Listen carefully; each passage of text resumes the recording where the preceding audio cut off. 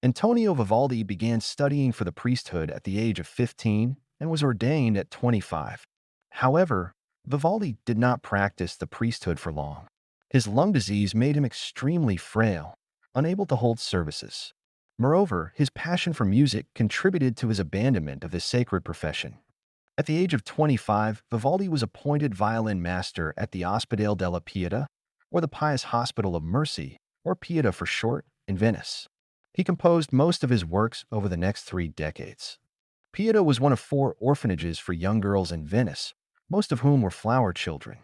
Venice was a fascinating city, but also a large, decadent port, known throughout the world as a city full of drunken sailors, prostitutes, gamblers, and other vices.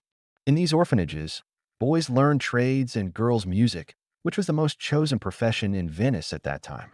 True conservatories, Venetian orphanages were renowned for their rigor and high standards, as noble families sent their daughters there to study, just as they send them to university today.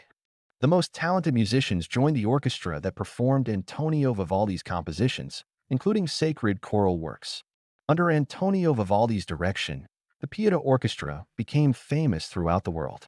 In addition to his choral music and concerts, Antonio Vivaldi began to write opera scores regularly from 1715. Only 49 of his operas in the Venetian style have survived to this day.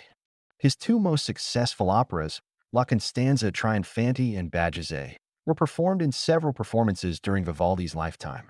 One of his best-known works is a series of violin concertos known as the Seasons.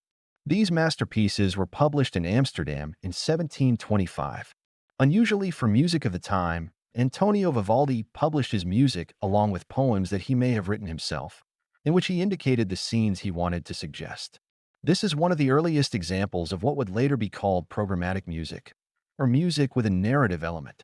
Vivaldi is said to have been ostentatious, cunning, vain, self-important, to have disliked criticism, and to have loved extravagant living. For this reason, he often ran out of money, having to work hard to support himself.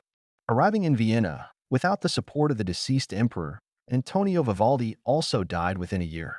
He died in poverty on July 28, 1741, at the age of 63.